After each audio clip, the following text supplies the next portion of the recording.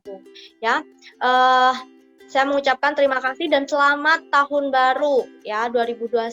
Saya yakin kalian pasti memiliki banyak sekali resolusi ya di tahun ini, apalagi di tahun ini adalah tahun yang benar-benar bisa membawa kita lebih baik lagi ya. Tahun terakhir kalian di jenjang SMP dan kalian bahkan sebentar lagi sudah memasuki jenjang yang baru. Ya, saya berharap kalian tidak hanya beresolusi, tapi saya juga berharap kalian benar-benar berkomitmen untuk menyelesaikan setiap pertandingan kalian selama di kelas 9. Ya, saya minta tolong untuk yang masih di unmute, silahkan diubah ya supaya enak begitu. Mbak Rara boleh di mute dulu ya. Oke, ya, kita pada semester yang kedua ini kita akan belajar chapter baru tentunya. Saya mau mengingatkan yang pertama, bagi yang tugasnya belum selesai di semester 1, maka kalian belum bisa menerima raport dan silahkan diselesaikan. Kalian boleh menghubungi langsung ke gurunya, kemudian kalian boleh menghubungi ibu jika kalian sudah memang selesai semua, dan kita akan ada pertemuan dengan wali murid. Ya, supaya kalian bisa melihat hasil belajar kalian selama 1 semester dan kalian juga boleh memaksimalkan di semester ini. Ingat, jangan tunda-tunda waktu dalam mengerjakan tugas, karena ketika kalian menunda, maka yang menerima konsekuensinya adalah kalian sendiri. Ya, oke, kita akan berdoa sebelum kita memulai pembelajaran bahasa Inggris kita pada pagi hari ini. Mari kita bersatu di dalam doa.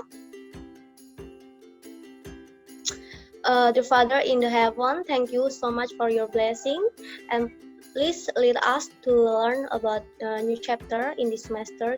God, please bless our parents and our family in SFAGA. Thank you so much, God. In Jesus' name we pray. Amen. Oke. Ya. Ya, pasti kalian nggak asing ya dengan resolusi. Ya, saya minta kalian please make one resolution for this year. Silakan kalian buat satu resolusi untuk tahun ini dan kalian tuliskan di kolom chat. Ya, silahkan tuliskan di kolom chat apa resolusi kalian tahun ini. Ya, silakan tuliskan, hanya saya beri waktu 2 menit saja. Silakan tulis di kolom chat apa resolusi kalian tahun ini.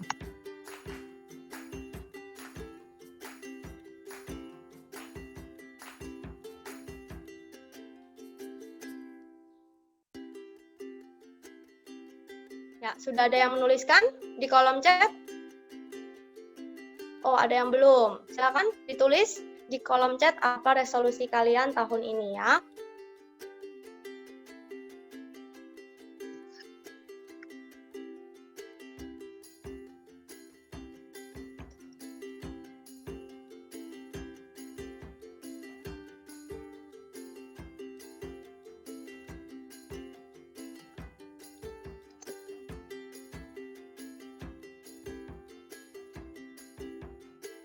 Kapan kita kuis, kapan kita sumatif. Jadi silahkan kalian catat, kalian siapkan buku dan pulpen, alat tulis supaya kalian boleh mengingat kapan kita akan ada sumatif dan kuis.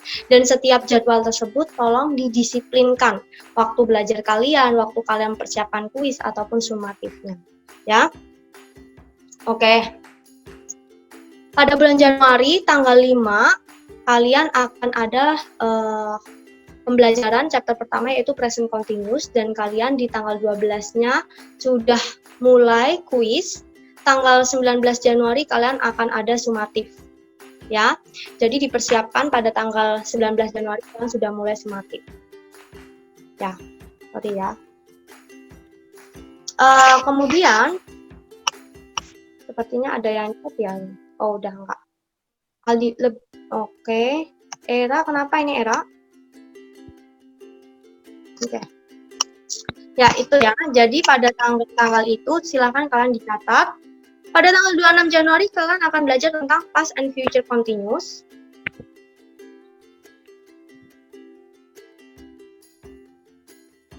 Ya. Kemudian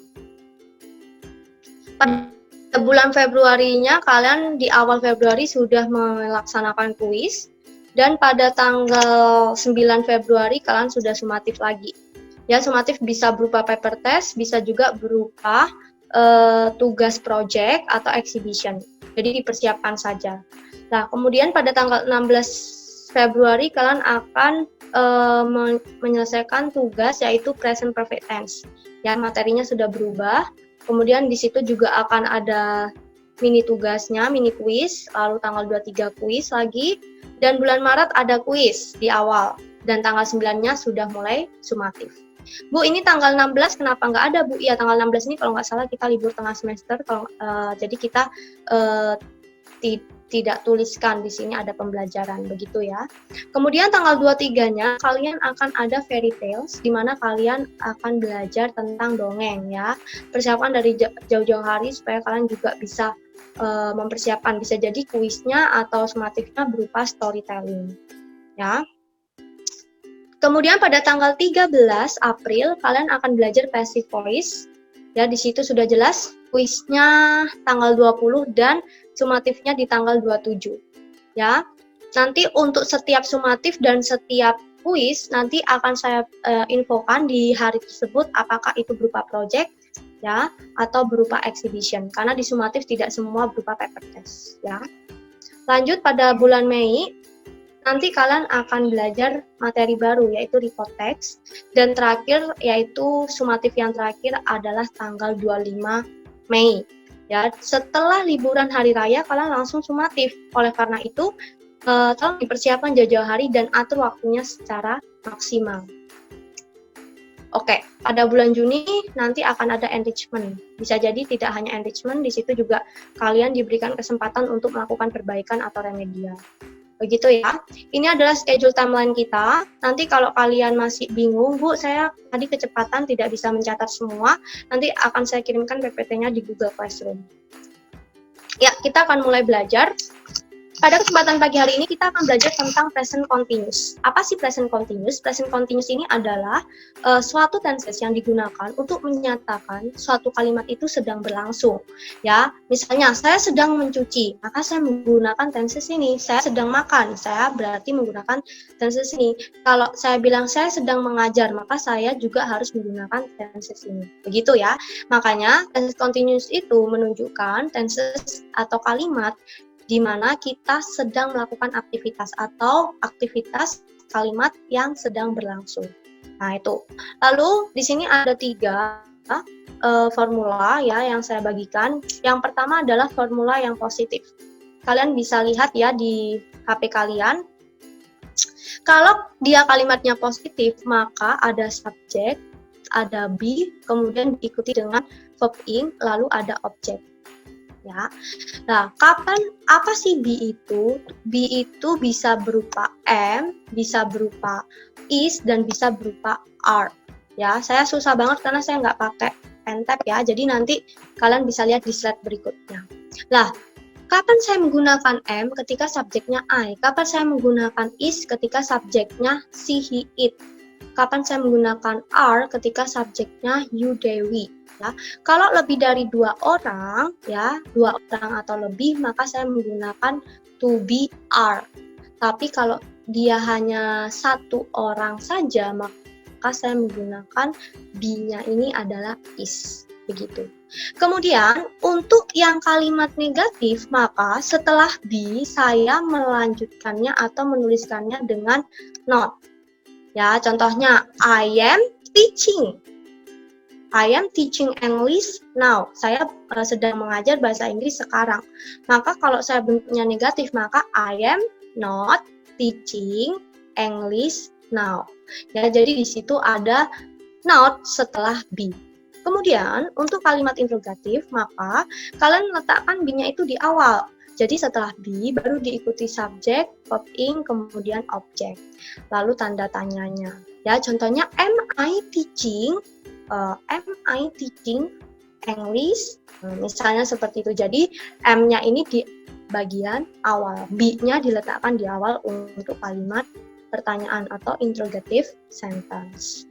Ya, Ini adalah pasangan-pasangannya sudah saya susun. Kalian bisa melihatnya di sini.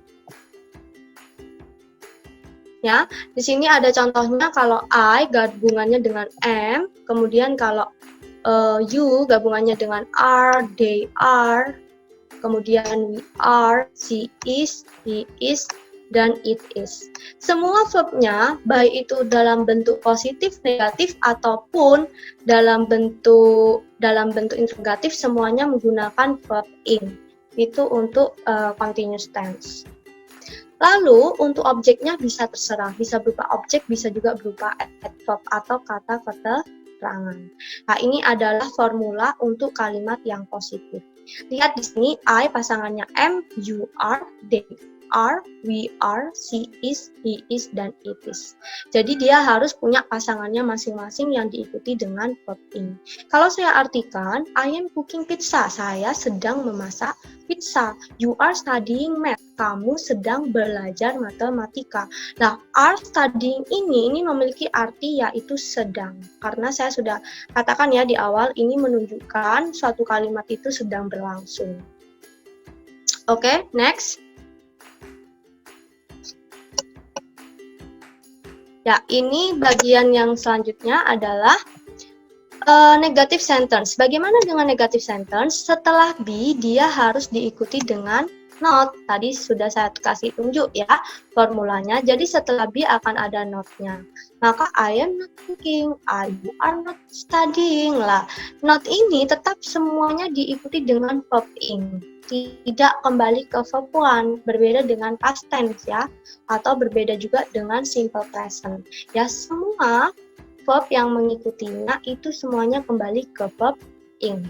Ya, dia tetap walaupun dia positif, negatif, interrogatif, kembalinya tetap di verb in karena dia merupakan continuous. Yang artinya I am not cooking pizza. Saya tidak sedang memasak pizza. You are not studying math. Kamu tidak sedang belajar matematika. They are not sleeping. Mereka tidak sedang tidur. Seperti itu dan seterusnya. Nah, tidak sedang ini maka gabungan antara be dengan not yang diikuti dengan verb in. Lanjut. Question sentence. Bu, bagaimana cara saya membuat satu kalimat tanya? Kalau kalian membuat kalimat tanya atau interrogative sentence atau question sentence, maka wajib kalian be-nya ini diletakkan di awal. Setelah be baru diikuti subjek, kemudian I'm so sorry ya, ini seharusnya tidak ada. Saya salah edit ini kemarin ya. Ini tidak ada ya. Jadi nanti sepertinya saya belum hapus ya. Nah, ini tidak ada, maka dia langsung am I cooking pizza? Are you studying math? Are they sleeping? Are we going to your home? Seperti itu. Not-nya ini tidak ada ya. Jadi dia setelah be diikuti subjek, baru diikuti verb in dan objek. Begitu. Oke, sejauh ini paham? Ada pertanyaan? Silakan yang bertanya kalau ada pertanyaan.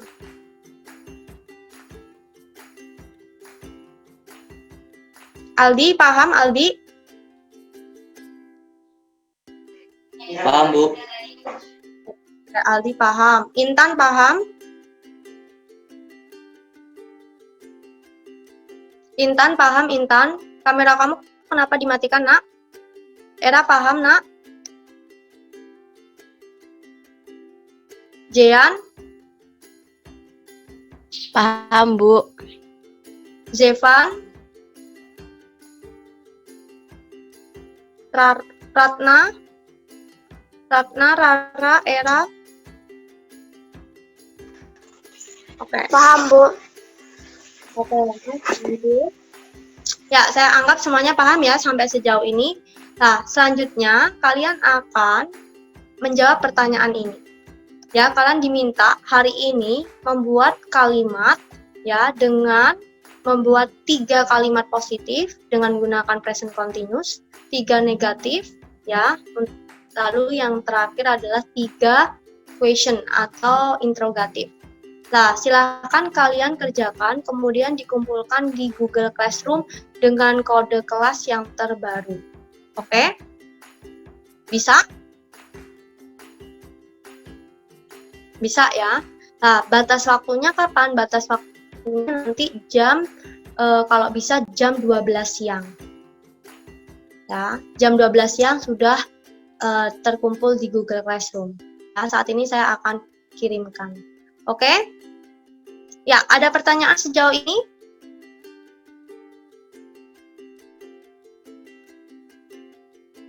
Ya, untuk pertemuan pertama kita belum membahas project ya, karena ketika saya mau membahas project, tentunya kalau nanti shock begitu. Maka dari itu, saya menunggu rapat dulu apakah ada pembelajaran interdisiplin. Jika ada, nanti kita akan membahas project dalam mapel kita, begitu yaitu bahasa Inggris.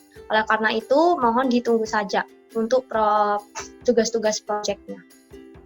Kalau tidak ada, silahkan kalian boleh meninggalkan grup Zoom ini ya, meeting Zoom kita. Kemudian saya ingatkan kembali, silahkan join Google Classroom yang terbaru dan dikerjakan tugasnya di sana. Dikumpulkan terakhir jam 12 siang. Jika ada kendala, mohon orang tua yang menghubungi ibu, jangan kalian. Saya tidak terima lagi kalau kalian tidak mengerjakan tugas atau tidak bisa ikut join meeting, kalian yang izin. Tetap yang izin wajib orang tua, bukan kalian. Ya, karena ini sama juga dengan sekolah. Oke, makasih ya. Oke, silakan